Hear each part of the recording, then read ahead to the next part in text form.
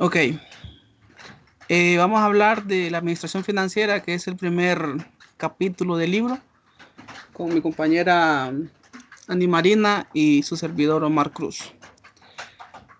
Bueno, según lo que pudimos eh, aprender del libro y lo que podemos ir viendo, en base a todos los conceptos, que es un contenido bastante grande, podemos rescatar la siguiente información. Eh, Enfocándonos específicamente en la administración financiera, quedamos en que la meta principal de los administradores y la empresa es maximizar la riqueza de los accionistas mediante el aumento del precio de las acciones, considerando el rendimiento y riesgo en las decisiones que se están tomando en base a cómo fluctúan los precios, cómo fluctúa el mercado, cómo fluctúan las diferentes decisiones que tienen que tomar en base a una empresa. Como parte de eso, pues veíamos aquí lo que era la evaluación de las alternativas con base en flujo de efectivo y riesgos asociados, ¿verdad? Y la diferencia también entre maximizar utilidades y maximizar el valor, explicando que las utilidades no siempre generan un aumento en el valor de la empresa. Que era como hablábamos en la clase también, que vender más o generar más utilidad al final de año o al final de mes, pues no significa que eso le va a dar un valor grande a la empresa, ¿verdad? Sino que son otro tipo de factores que vienen de la mano para que una empresa pueda agarrar cierto valor en el mercado y valor a futuro con sus acciones, ¿verdad? La compañera aquí puede hablarnos de esto. Ok, los factores, yo les voy a hablar sobre los factores que afectan el valor y la decisión financiera. Tenemos tres, que es el tiempo, el flujo de efectivo y riesgo. El tiempo se prefiere recibir beneficios prontos en lugar de esperar demasiado tiempo, ¿verdad? El flujo de efectivo, por ejemplo, una empresa debe generar efectivo suficiente para pagar deudas y reinvertir y repartir dividendos. El riesgo, mientras más incertidumbre exista, mayor debe ser el rendimiento esperado. El siguiente, compañero. Ok, también vamos a hablar sobre lo que es los participantes empresariales y la responsabilidad social, ¿verdad? Ser una empresa social. Bueno, hablamos de los participantes que son los empleados, los clientes, proveedores, acreedores y propietarios, ¿verdad? Mantener unas relaciones positivas y beneficiosas a largo plazo, ¿verdad? Porque si esto pues no se da, pues difícilmente la empresa va a seguir adelante. La ética en los negocios, ¿verdad? Tener siempre una ética constante y permanente en cuanto a hacer negocios de manera correcta y pues no irse por eh, la parte que no genera buenas cosas, ¿verdad? En cuanto a las políticas de ética y regulación, teníamos un ejemplo de Google que equilibró intereses comerciales con principios éticos, incluso sacrificando resultados a corto plazo en busca de beneficios a largo plazo. Ok, el gobierno corporativo. El conjunto de reglas, procesos y leyes que regulan la operación de control y regulación de la empresa con enfoque de derecho y responsabilidad de accionistas, consejo y directores. La relación entre accionistas, consejos directivos y administradores y su función en la protección de intereses y cumplimiento de metas. El conjunto de reglas que regulan cómo se dirigen y controlan una empresa. En sí, el gobierno busca el equilibrio entre los intereses de accionistas, directivos, clientes y empleados en comunidad. Eh, por, ejem- eh, por ejemplo, la ley Sarba- Sarbanes de Estados Unidos, que exige más transparencia y control financiero en las empresas. Ok, los problemas de agencia y mecanismos para su control. Habla sobre la separación entre propietarios y administradores que puede generar conflictos y costos de agencia al desviar decisiones en favor de intereses personales. También habla sobre los costos de agencia y la pérdida de valor para los accionistas cuando hay desviaciones de los objetivos corporativos, cuando no se sigue la línea de la empresa que debe seguirse y las pérdidas que esto genera, pues nos habla sobre los costos de agencia.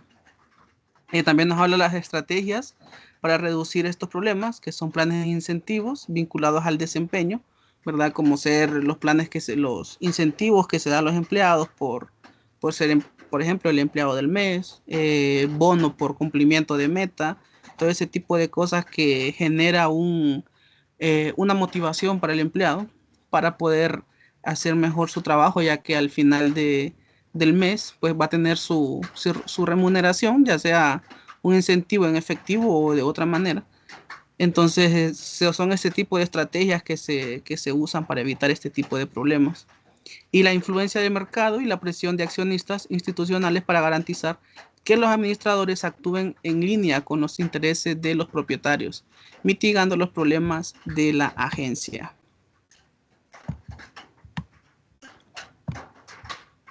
Okay. Bueno, le voy a hablar sobre un poco sobre la definición de finanzas.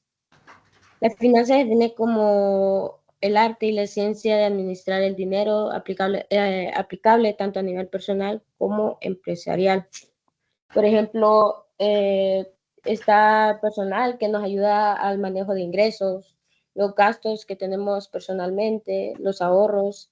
Nos ayuda también a poder nosotros ver en qué podemos invertir, en las deudas, y en la empresarial, las decisiones estratégicas sobre inversiones, financiamiento, distribuciones de utilidades que debemos ver en las empresas. Ok, también nos habla sobre la importancia del conocimiento financiero para la toma de decisiones, ¿verdad? No se puede tomar decisiones sobre el campo financiero de una empresa, sobre el manejo de su dinero, de sus activos, si no se sabe, pues, lo que es realmente la administración financiera, ¿verdad? Por eso habla sobre la importancia del conocimiento financiero para la toma de decisiones inteligentes y mejorar la gestión del dinero propio y sobre todo pues en los negocios.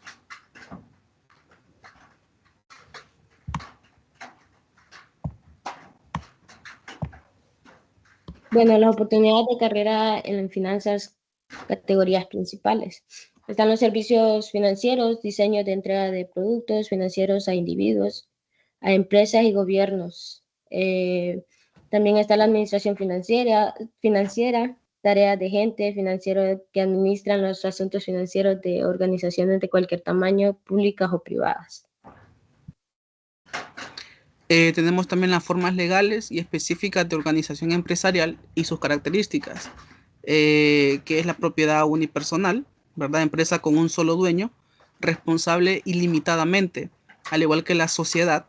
Estos tipos de constituciones empresariales u organizaciones, pues al tener una responsabilidad ilimitada, eso quiere decir que el dueño o los dueños de dicha empresa o dicha organización tienen la responsabilidad de liquidar incluso con sus activos en caso de una pérdida. Por ejemplo, una empresa se va a la quiebra, con el dinero del dueño se tendría que poder liquidar tanto proveedores como acreedores, incluso a los empleados, en caso de que la empresa, pues, después de sus ventas de activos, no cuente con el capital para poder pagar.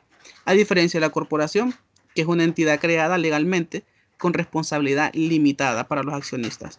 En la mayoría de los casos, las empresas grandes y que generan la mayor parte de los ingresos en los Estados Unidos estructura con un consejo directivo y funciona como funcionarios como el CEO o el director, ¿verdad? Aquí en Honduras generalmente está la sociedad de responsabilidad limitada, ¿verdad? Que es como esta corporación, está la sociedad anónima, está la comandita simple, comandita por acciones, y está la cooperativa y el colectivo también. Son las empresas las estructuras específicas que tenemos en Honduras. En el libro, pues, ya que nos está hablando de Estados Unidos, pero en Honduras esas son las que tenemos nosotros. Tenemos también los roles claves en la estructura de una corporación. Están los accionistas, los consejos directivos y los administradores. Los accionistas son los propietarios que ejercen el control mediante votación y elección del consejo directivo. Ellos se encargan de elegir por votación cada uno de ellos el consejo directivo. El consejo directivo es el responsable de establecer metas, políticas y supervisar a los administradores. Y a los administradores son los que gestionan ya todas las, ¿cómo se llama? Son los que ejecutan las decisiones y gestionan los recursos ya de las empresas. Okay. Bueno, para terminar con este mapa mental o conceptual del primer capítulo, pues hablábamos sobre la importancia de estudiar la administración financiera, incluso para otros roles empresariales, por su impacto en la obtención de recursos y la toma de decisiones eficientes. Eso quiere decir que no hay que ser del área financiera o contable para tener conocimientos sobre la administración financiera, ya que esto pues beneficia y abre la mente a nuevas cosas, nuevos proyectos y ayuda a una mejor toma de decisiones. Sobre el capítulo 1, esto sería todo. Vamos ahora a hablar sobre el capítulo 2, donde nos habla de los mercados financieros. Vamos a empezar con la hipótesis de mercados eficientes. Aquí, perdón que el cuadrito no lo abarcó todo, pero aquí hablamos sobre la hipótesis de mercados eficientes, ¿verdad? Que nos dice que los precios reflejan toda la información disponible y se ajustan rápidamente. Y también nos habla sobre algunas críticas de bios y episodios históricos, como el dominio.com en los años 90, que eran valores respaldados por hipotecas. Ok, les voy a hablar un poco sobre la crisis financiera. En sí, la crisis financiera del 2008 es el ejemplo perfecto de cómo los mercados pueden fallar. Por ejemplo, la causa principal es el origen que estuvo en el mercado inmobiliario de Estados Unidos con la concesión masiva de préstamos hipotecarios de alto riesgo, que luego fueron empaquetados y vendidos a inversionistas de todo el mundo. La consecuencia podría ser cuando estos préstamos empezaron a fallar y se generó un efecto dominó, pánico bancario, contracciones de crédito global y una profunda recesión económica. Y la respuesta a esto podría decirse que la crisis obligó a los gobiernos a realizar rescates financieros masivos y a implementar cambios regulatorios significativos para evitar que algo así volviera a ocurrir. Ok, en base a este tipo de crisis, ¿verdad? Al tener una crisis y no tener leyes o estatutos para poder defenderse de ello, ¿verdad? Ya que el gobierno de los Estados Unidos en ese tiempo tuvo que desembolsar dinero para salvar créditos, como hablaba la compañera, para salvar bastantes cosas, se crearon regulaciones de instituciones y mercados financieros, ¿verdad? Se crearon varias leyes, como la ley Glass de 1933, ley Graham 1999, la que se creó después de la crisis financiera del 2008, ley Dodd-Frank 2010, y las regulaciones en los mercados, según la ley de valores de los años 1933 y 1934.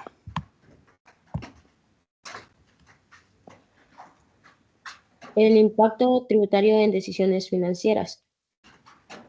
Finalmente, las decisiones financieras no se toman en el vacío, ¿verdad? Los impuestos juegan un papel crucial.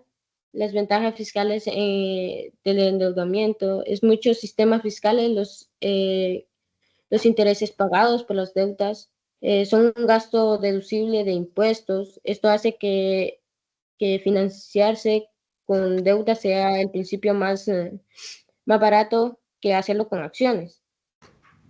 El impacto de las decisiones, esta regla fiscal influye directamente en cómo las empresas deciden estructurar su capital, incentivando un mayor uso de la deuda. Esto demuestra que las políticas de gobierno tienen un impacto directo en el comportamiento de los mercados. Okay. Vamos a hablar un poco ahora sobre las empresas Las empresas exitosas que necesitan fondos constantes que obtienen de 3 fuentes externas. Hay 3 fuentes externas que son las que inyectan el capital en este tipo de empresas que juegan con el dinero para poder hacer crecer su valor, ¿verdad? Las instituciones financieras que canalizan ahorros hacia préstamos o inversiones, ¿verdad? Son los tipos de bancos que aceptan depósitos y pagan intereses o cobran comisiones. Actúan como intermediarios entre ahorradores y solicitantes de fondos. También tienen clientes clave como individuos, empresas, incluso hasta el mismo gobierno. Los individuos, más de lo que necesitan, más de lo que solicitan en préstamos, ¿verdad? Los clientes individuales son los que ahorran más de lo que solicitan en préstamos. Las empresas solicitan más fondos en préstamos y mantienen depósitos, ¿verdad? Mantienen su dinero ahí y además de mantener ahí su dinero, prefieren endeudarse para poder tener los créditos fiscales, como hablaba la compañera anteriormente. Y los gobiernos mantienen fondos en bancos y emiten títulos de deuda. Por ejemplo, los bonos que emite el gobierno para poder estarse financiando. También habla sobre los mercados financieros donde se realizan transacciones directas. Este incluye el mercado de dinero y capitales, ¿verdad? Después de la emisión de los valores se negocian en un mercado secundario. El mercado de dinero y capitales, pues nos habla sobre el mercado de dinero que son acciones, títulos, valores o bonos, ¿verdad? Habla sobre el dinero a corto plazo, ¿verdad? Corto plazo podríamos entenderlo como 12 meses. Y el mercado de capitales se va ya como algo ya más a largo plazo, como hacer inversiones grandes que generan pues un mayor impacto. Y pues para terminar aquí, habla sobre las colocaciones privadas y las ofertas públicas. La colocación privada venden valores directamente a inversores específicos, mientras que la oferta pública vende bonos o acciones al público en general, que esto es lo que hablaba la licenciada sobre la diferencia entre las empresas públicas en Estados Unidos y las empresas públicas aquí en Honduras. Ok, en los mercados principales y primarios y secundarios. Una de las distinciones más importantes en los mercados financieros es entre el mercado primario y el secundario. En el mercado primario, piensa en este como el mercado de los activos nuevos. Es donde ocurre la emisión inicial de los valores. Cuando una empresa hace una oferta pública inicial para vender acciones por primera vez, lo hace en el mercado primario. El punto clave aquí es que el dinero recaudado va directamente a la empresa que emitió los valores. Ya el mercado secundario, en este mercado de segunda mano, aquí es donde los inversionistas compran y venden los valores que ya existen. La bolsa de valores como la de Nueva York son el ejemplo perfecto de un mercado secundario. En estas transacciones, el dinero se mueve entre inversionistas, la empresa original, ya que no recibe fondos, pero este mercado es crucial porque otorga liquidez, permitiendo a los inversionistas vender sus activos cuando lo deseen. Ok, hablando también sobre los principales mercados, como hablábamos anteriormente, nos habla sobre los mercados de dinero, que son los instrumentos a corto plazo, como les mencionaba, que son por lo menos menores a un año. Esto incluye las letras de cambio, letras del tesoro, papel comercial, certificados de depósito. También está el mercado de eurodivisas, depósitos a corto plazo en divisas extranjeras. Como habla de euros, pues se refiere a más que todo divisas europeas. El mercado de capitales, también como les decía, que es algo ya a largo plazo, como hacer las inversiones, también incluye los bonos y acciones, ¿verdad? Que bonos que son a 5 o 10 años y las acciones pues que son empresariales. Y el mercado internacional, que habla de eurobonos, de bonos extranjeros y mercado global de acciones.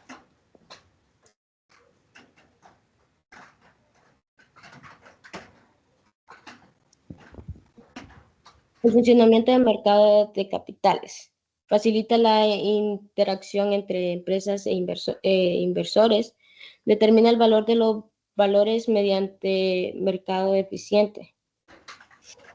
Eh, al facilitar las interacciones, actúa como un punto de encuentro entre empresas e inversionistas, permitiendo a las empresas obtener los fondos necesarios para crecer y expandir a través de la emisión de instrumentos como acciones y bonos.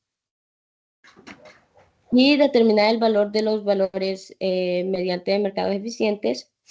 Al ser un mercado donde se compra y venden activos de manera constante, ayuda a establecer el valor justo de los instrumentos financieros.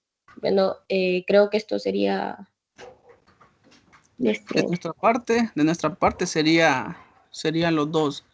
La licenciada pidió un solo mapa conceptual, pero era demasiado contenido para poner en un solo mapa, así que hicimos un mapa por cada capítulo. Ok.